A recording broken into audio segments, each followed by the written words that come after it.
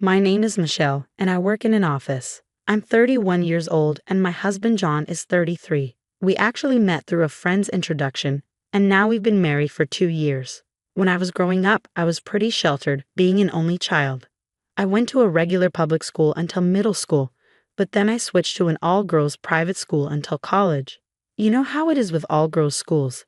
There's a lot of admiration among friends, but I never really thought about dating guys seriously. Sure, I went out with a couple of guys in my early 20s, but nothing really clicked for marriage. I always figured I'd meet someone eventually, but time flew by, and suddenly I was in my 30s. My parents started getting worried, especially my dad. He started suggesting I meet some guys he found on matchmaking websites, and one of those guys turned out to be John, my husband now. After we met a few times, John told me he had feelings for me. He's a really kind person who respects his parents a lot. I'm the same way, so I felt like we shared important values. That's why I decided to marry him. Our wedding was organized pretty quickly, and our families and friends were all there to support us. I was thrilled and hoped that our happiness would last forever. But not long after we got married, John's dad got sick and passed away. John started spending a lot of time taking care of his mom, which is totally understandable. He's always visiting her and even goes on trips with her. While he still cares about me, it sometimes feels like his mom comes first in everything. It's a bit frustrating, but other than that, things are okay. I guess this is just how marriage is, so I've learned to accept it and make compromises. Lately, I've been finding a lot of happiness in entering sweepstakes and winning prizes. It's been mostly little things like makeup and snacks. But then I hit the jackpot, a pair of tickets to Miami. I couldn't believe it when I got the call. It was the first time I ever won something so big. But then came the tough part, deciding who to take. John had just gone on a trip with his mom, and he usually pays for his own travels. So I thought, why not give this amazing opportunity to my parents? I hurried over to their house and shared the news. Guess what? I won a trip to Miami. Why don't you two go? My mom was ecstatic, saying it had been ages since they'd gone on a trip abroad. However, my dad didn't seem as excited about the trip. I've got work commitments, Michelle, he explained. But you still have some paid leave left, don't you? I countered. True, but this is a busy season for our industry, especially for me as the department head. Taking time off isn't easy. My mom then suggested, Michelle, if you can manage to get leave, why don't you and I go? I thought about it and agreed. You're right, Mom.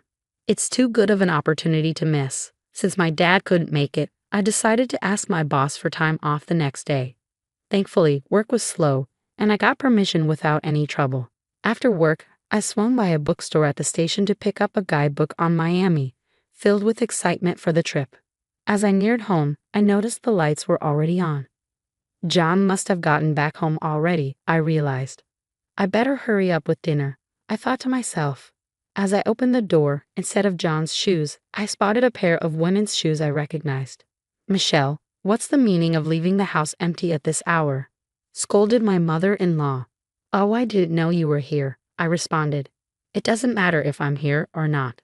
It's time for John to be home, and you should be preparing dinner and getting things ready for him, she lectured. Living nearby, she has a spare key, courtesy of John. I understand she feels lonely since her husband passed away, but her unexpected visits and presumptions of entitlement don't sit well with me. Plus, she holds onto old-fashioned beliefs about a wife's role, and she's not a fan of me working. Every time we cross paths, she finds something to criticize or make snide remarks about, which makes it difficult for me to warm up to her. Why the long face and the detour instead of coming straight home? She continued, You're such a useless wife. Let me see what you bought, my mother-in-law demanded. Please stop, I objected, but she ignored me and grabbed the bag containing the guidebook. What's all this? What do you plan to do in Miami? How extravagant, she exclaimed. No, it's a prize I won. I'm giving it as a gift to my parents, I explained.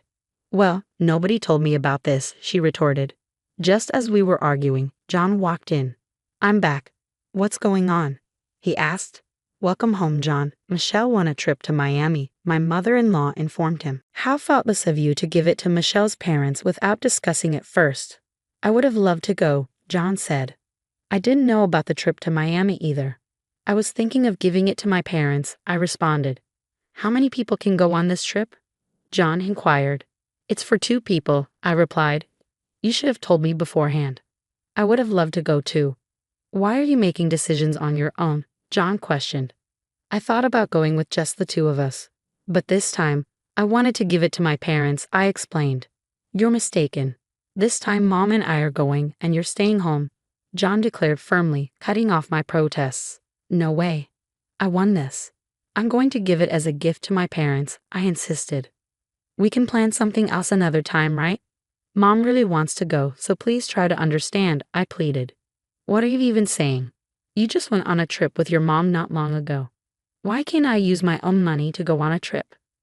Anyway, this time Mom and I are going. If you don't like it, we can get a divorce, John declared, dropping the word like a bombshell. The mention of divorce from my husband, used as a threat, made me feel a sudden wave of detachment towards him. Fine, do as you please, I responded, deciding to step back. My husband and mother-in-law, oblivious to my internal turmoil, seemed pleased with themselves. You should have been more understanding from the start, they chided. Ignoring their smug remarks, I began to consider my next steps to address the situation.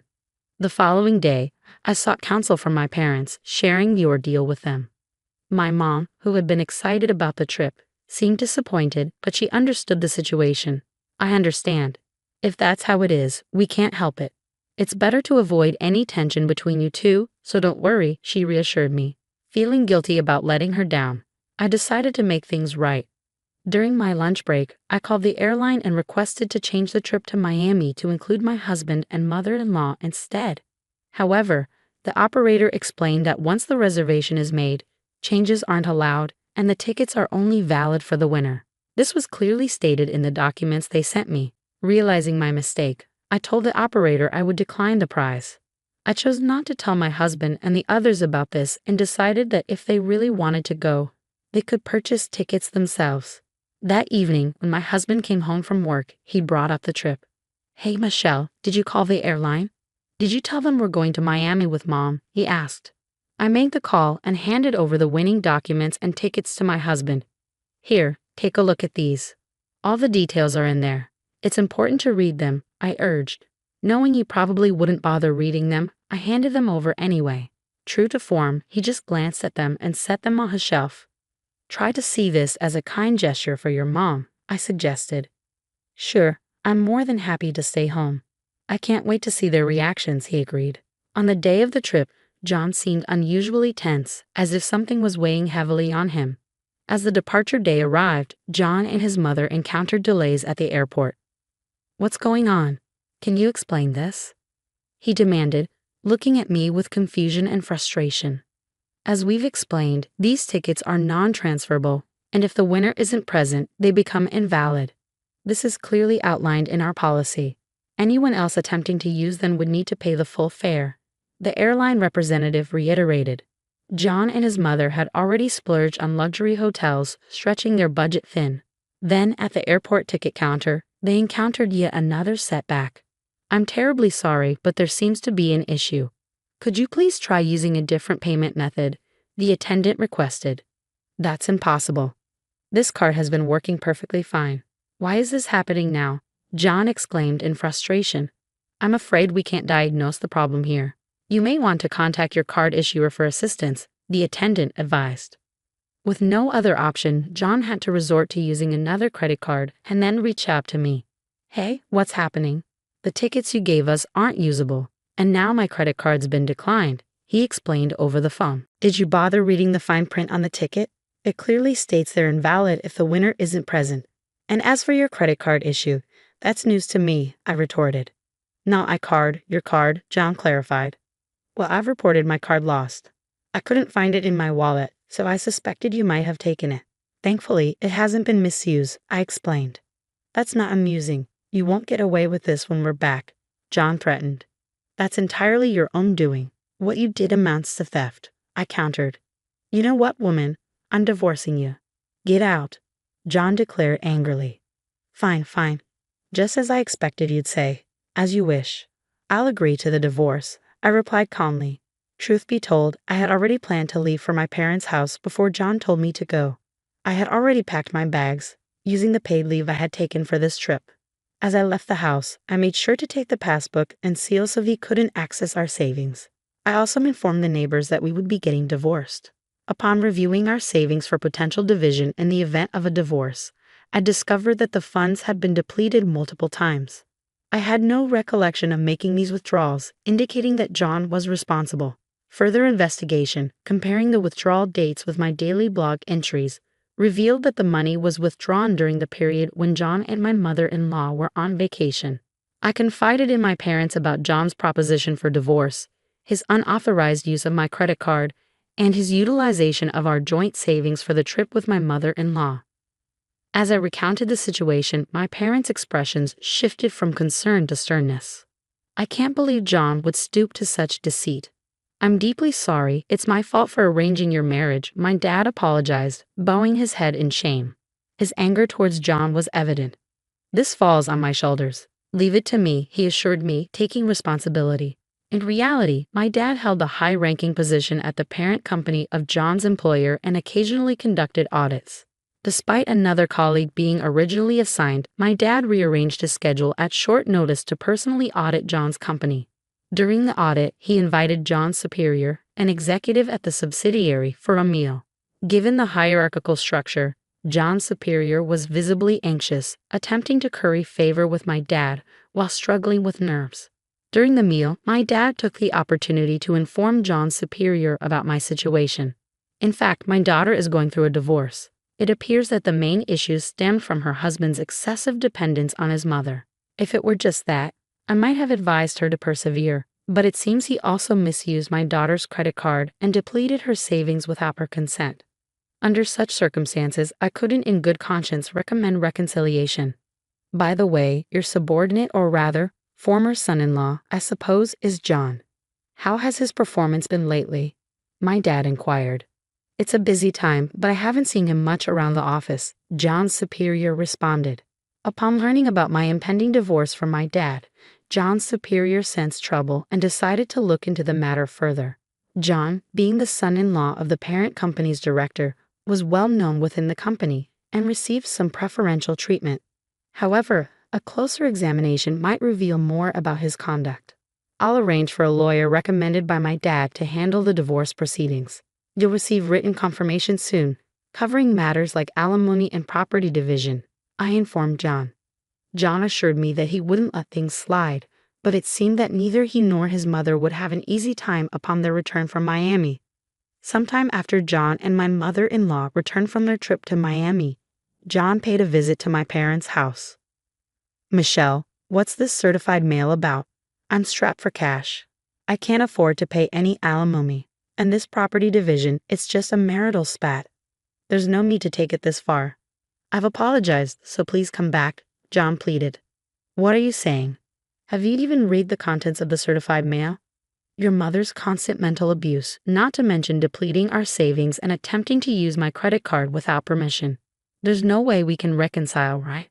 I countered. "Please, don't say that. Since you left, it's been difficult for both Mom and me. Have you been receiving icy stares from the neighbors, or have there been issues at work?" John inquired, his demeanor stiffening.